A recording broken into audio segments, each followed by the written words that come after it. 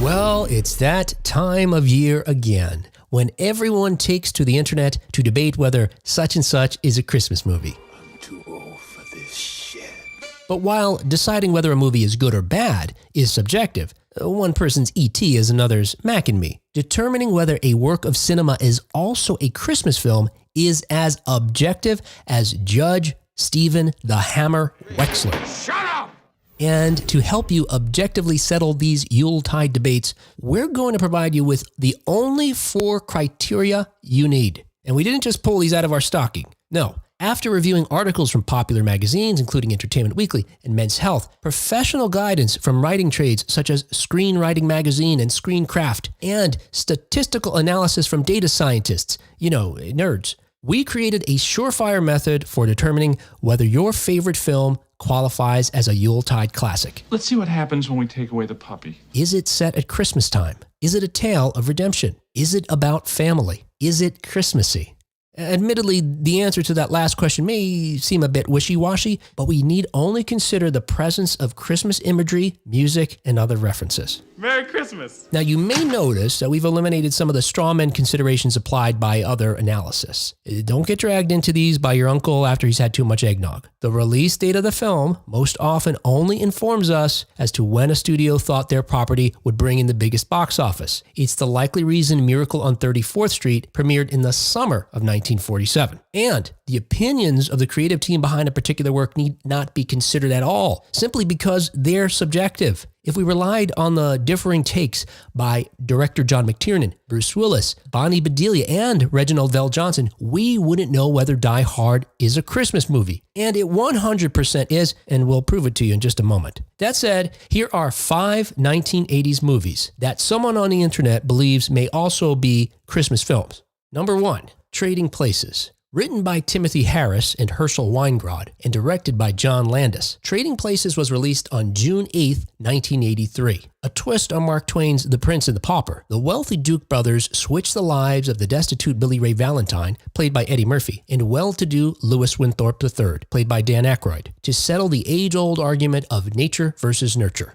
Is it set at Christmas time? Yes. Although the film concludes on New Year's Eve, the story opens sometime after Thanksgiving. Merry New Year! Is it a tale of redemption? Yes. Both having lived in the other's shoes, Billy Ray and Louis are changed by the end of the film. Louis is less narcissistic and Billy Ray has gone legit. Well, after violating SEC regulations and countless other federal laws. Is it about family? Yes. In fact, we witness the creation of a new family. Not only do Billy Ray and Louis join forces, but along with genius prostitute Ophelia, played by Jamie Lee Curtis, and Louis's butler, played by Denholm Elliott, they form an unlikely family. Is it Christmassy? Absolutely. The movie includes at least 4 Christmas songs, and the script refers to the holiday 21 times. And although it's a mostly disgusting segment of the film, Louis is dressed as a bad Santa decades before it was in vogue. And finally, we get the gift of Jamie Lee Curtis's Jingle Bells, the present that kept on giving year-round thanks to the advent of the pause button. Trading Places has all the ingredients you need to make the perfect Christmas film. Number 2. Gremlins. Directed by Joe Dante and written by Chris Columbus, this film was released June 8, 1984. Billy, played by Zach Galligan, fails to properly care for his new pet and brings chaos to his small town and death to some of its residents. Is it set at Christmas time? Sure is. The film opens with a desperate Randall Peltzer, played by singer-cum-actor Hoyt Axton, finding a last-minute, albeit unusual and extremely dangerous, Christmas gift for his son. Is it a tale of redemption? No. If any lesson is to be gleaned from this harrowing story, it's this. Don't give an animal as a gift. Whether a puppy or a mogwai, a pet is a lot of responsibility. Billy screws this one up so royally, the mysterious gift shop owner appears at the end of the film to take the mogwai back. You are not ready. Is it about family? Not really. Randall cares for his son, although he does buy him an unclassified creature from a mysterious man who doles out vague warnings about its care. And Kate, played by Phoebe Cates, tells a tragic story about her father's accidental death on a Christmas Eve years earlier. So, no, it doesn't include the traditional heartwarming family tale. Is it Christmassy? Yes, the film is definitely filled with Christmas imagery, including the evil gremlins caroling for potential victims. We hear at least 4 Christmas songs, including Darlene Love's Christmas, Baby Please Come Home. Christmas is mentioned 15 times throughout the script, and Santa is referred to 4 times, although those mentions are part of the terrible monologue Kate gives about her well-intentioned father's demise. In conclusion, Gremlins is no more a Christmas movie than Stripe is trustworthy. Number 3, Lethal Weapon. Directed by Richard Donner and written by Shane Black, this film was released March 6, 1987. Wild card police Sergeant Riggs, played by Mel Gibson, partners with the too old for this Sergeant Murtaugh, played by Danny Glover, to fight crime in Los Angeles. Terrific.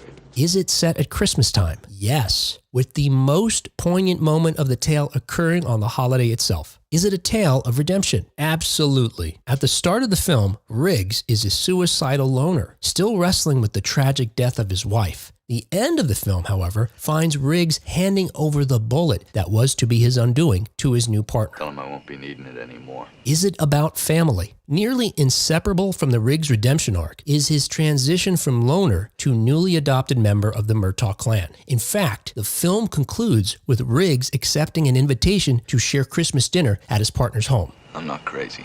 Is it Christmassy? Yes, of course. The film includes at least 3 Christmas tunes, beginning with Jingle Bell Rock during the opening credits. In fact, Darlene Love, who sung the chart-topping Christmas Baby Please Come Home before Mariah Carey was even born, plays Murtaugh's wife. The first action sequence takes place at a Christmas tree lot, and the last one before a lit Christmas tree. The villains even wish one another a Merry Christmas. From the first frame until the last, Christmas decorations abound. The word Christmas is mentioned 24 times throughout the screenplay. Lethal Weapon is Christmas movie enough to keep Murtaugh from retiring. Number 4, Ghostbusters 2. Written by Harold Ramis and Dan Aykroyd and directed by Ivan Reitman, Ghostbusters 2 was released on June 16, 1989. Set 5 years after they saved New York City in the first film, no one has faith in the Ghostbusters until they're called upon once again to save the city from supernatural baddies. My dad says you guys are full of crap. So it's essentially the first movie, but a few years newer. Is it set at Christmas time? Yes. Like Trading Places, the climax of the film is set on New Year's Eve, which is a pivotal plot point. Well, for your sake, I hope you're right. Is it a tale of redemption? Sort of, but not really. Ultimately, just like the first film, the reputation of the Ghostbusters is redeemed. But none of the Ghostbusters, the actual protagonists of the film, are different by the end of the movie. Their story arcs are as flat as Janine's delivery. Well, just don't go in there. Is it about family? Yes. The boys, who are back in town again, are very much a family. And it seems that Venkman's family may have grown by the end of the film to include Dana and Oscar, if they'll have him. It's a way to go. Is it Christmassy? No. The only references to the holiday include the Ghostbusters wearing Santa hats in a montage and Peter referring to a possessed toaster as his #1 Christmas boutique item. But there isn't a single flake of snow to be found on the wintertime New York streets. Anyone that tells you Ghostbusters 2 is a Christmas movie is a fraud. I am a fraud. Number 5, Die Hard. And we can go way into this, but we don't need to. By focusing on our 4 criteria, we can easily dispense with Die Hard. Written by Jeb Stewart, with revisions by Steven D'Souza and directed by John McTiernan, Die Hard was released on July 15, 1988. On Christmas Eve, NYPD Detective John McClane, played by Bruce Willis, arrives in Los Angeles intending to reconcile with his estranged wife, Holly, played by Bonnie Bedelia. Is it set at Christmas time? The entire film takes place during a Christmas Eve party. Welcome to the party, pal! Is it a tale of redemption? Yippee-ki-yay it is. At the end of the film, McClane reconciles with his wife, and Officer Powell, played by Reginald Vell Johnson, overcomes his paralyzing anxiety to draw his gun and save his new friend's life. Is it about family? Yes. As I mentioned, McClane and his wife are reunited and it feels so good. The entire McClane clan may finally enjoy their Christmas together, and Powell and McClane have become friends, having survived the Nakatomi Plaza attack. Is it Christmassy? The screen abounds with more holiday cheer than we can practically catalog in this video. Christmas decorations fill many of the frames. The film includes 5 Christmas songs, including Christmas in Hollis, which was just released a few months earlier. Beethoven's Ode to Joy, which wasn't composed for the holiday but has become a Christmas song in the hundreds of years since, plays during a pivotal part of the movie. Christmas is mentioned 18 times throughout the script. Ho, ho, ho is written on a corpse's shirt. Bedelia's character is named Holly, and so on and so on. It's not a miracle. It's Christmas, Theo. It's the time of miracles. It's just facts. Die Hard is a Christmas movie. Well, there you have it. The only 4 questions you need to determine whether a film is also a Christmas movie. And as Billy Ray says in Trading Places, Get the f*** out! that's not the clip I meant.